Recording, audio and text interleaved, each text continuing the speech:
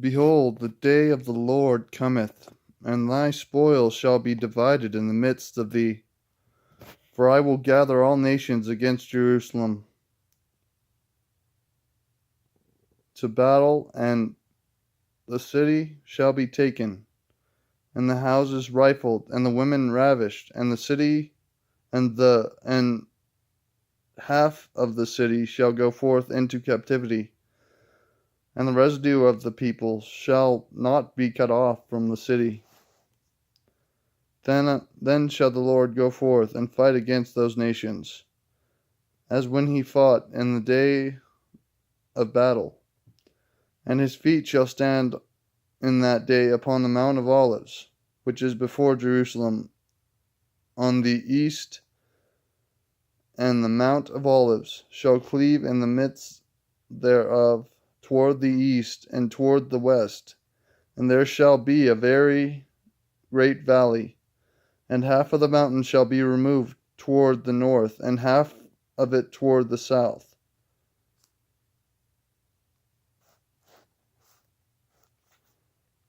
And ye shall flee to the valley of the mountains, for the valley of the mountains shall reach unto Azael. Yea, ye shall flee, like as ye fled from before the earthquake in the days of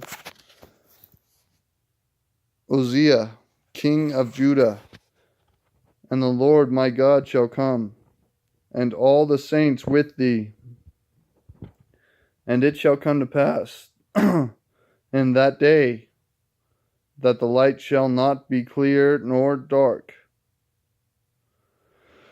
but it shall be one day, which shall be known to the Lord, not day nor night. But it shall come to pass that at evening time it shall be light, and it shall be in that day that living waters shall go forth from Jerusalem, half of them toward the former sea, and half of them toward the hinder sea. In summer and in winter shall it be. And the Lord shall be king over all the earth. In that day shall there be one Lord, and his name one.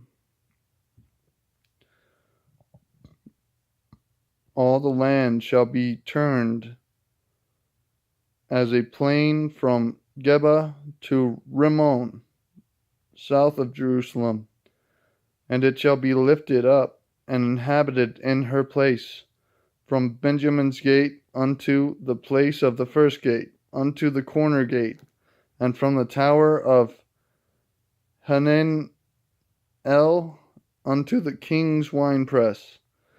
And men shall dwell in it, and there shall be no more utter destruction, but Jerusalem shall be safely inhabited. And this shall be the plague wherewith the Lord shall smite all the people that have fought against Jerusalem. Their flesh shall consume away while they stand upon their feet, and their eyes shall consume away in their holes, and their tongue shall consume away with their mouth. And it shall come to pass in that day that a great tumult from the Lord shall be among them, and they shall lay every one on the hand of his neighbor, and his hand shall rise up against the hand of his neighbor. And Judah also shall fight at Jerusalem, and the wealth of the heathen round about shall be gathered together, gold and silver and apparel in great abundance. And so shall it be the plague of the horse, of the mule, of the camel, and of the ass, of all the beasts that shall be in these tents, as this plague. And it shall come to pass that every one that is left of all the nations which came against Jerusalem shall not even go up from year to year to worship the king.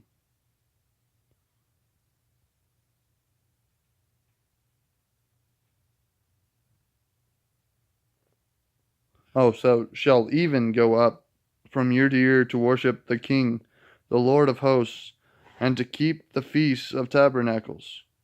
And it shall be that whosoever will not come up of all the families of the earth unto Jerusalem to worship the King of the Lord of hosts, even upon them shall be no rain. Hold on. I'm trying to turn the page here.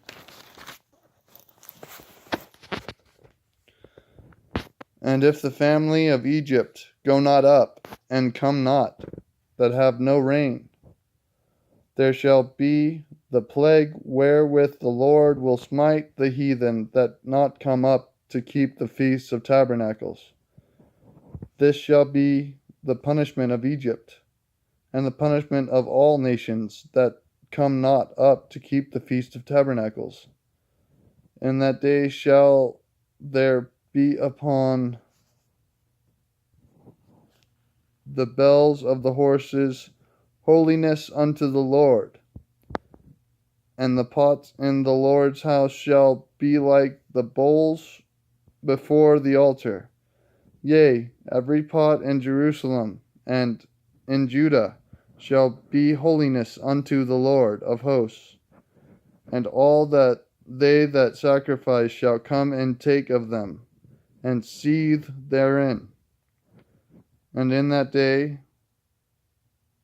there shall be no more Canaanite in the house of the Lord of hosts.